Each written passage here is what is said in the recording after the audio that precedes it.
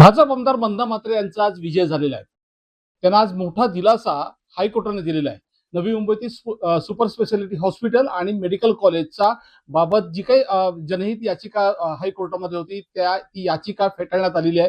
त्याचमुळे नवी मुंबईत महापालिकेच्या माध्यमातून 800 कोटी रुपयांचं जे मेडिकल कॉलेज आणि सुपर स्पेशालिटी रुग्णालय तयार होणार होतं त्याचा मार्ग मोकळा झालेला आहे. आपल्यासोबत भाजप आमदार मंदा म्हात्रे, आपण त्यांच्याशी बोलूया. ताई, काय म्हणाल?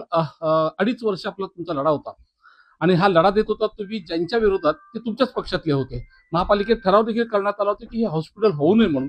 अशा परिस्थितीमध्ये हा निकाल तुमच्या बाजूने लागला, तर काय म्हणाल? आज आपण पाहिलं असेल की नवी मुंबईमध्ये आणि महाराष्ट्रामध्ये कोरोना काळामध्ये लोकांचे काय, गरीब लोकांचे हाल झाले होते.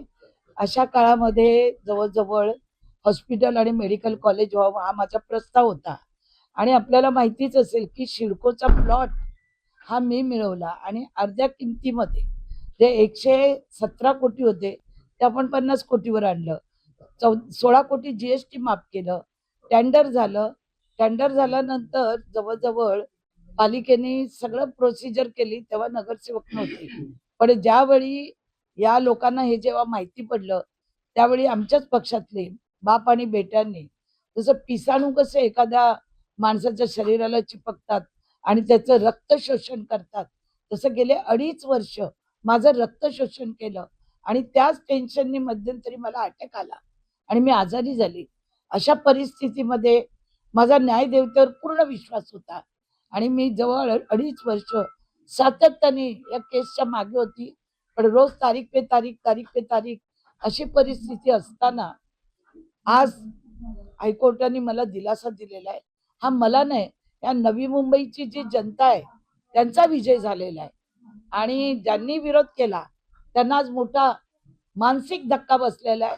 आता या धक्क्यातून त्यांनी सावरून या हॉस्पिटलला पुन्हा विरोध करू नये असं मला वाटतं. म्हणजे तुम्हाला वाटतं की पुन्हा विरोध केला जाईल अजूनही?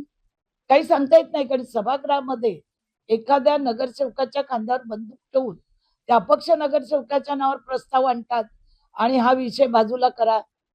आणि आता काम झालं ना उद्या, तर यांचीच लोक काम मागायला येणार, टक्केवारी मागायला येणार.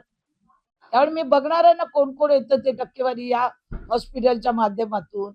म्हणजे एवढं संघर्ष केल्यानंतर आज मला हा दिवस, आनंदाचा दिवस बघायला मिळालेला आहे.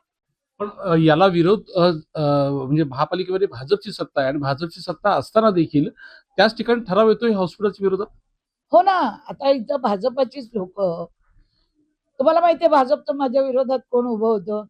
बाप बेटे दोघंही माझ्या मागे लागले होते आणि हॉस्पिटल होऊ नये म्हणून आणखी 40+ वेगवेगळ्या संघटनेला उत्तेजना देऊन ते चढवत होते कोर्टात. आता मी 3 स्टेडियम बनवते विद्यार्थ्यांसाठी, खेळाडूंसाठी. आता काय माझं वाकडं करणार आहेत? रोज सांगायचे ना खेळाची मैदान नाही. मग ज्यावेळी खेळाचं मैदान घनसोलीचं विकलं त्यावेळी हे काय झोपा काढत होते का? कसं काय बिल्डरला दिलं? कोण कोण होतं कमिशन घ्यायला त्याच्यामध्ये? ते जर आता मी बोलली ना, आग लागून जाईल नव्या मुंबईला. अगोदरच आग कचऱ्याची लागलेलीच आहे, ही आग पेटून जाईल.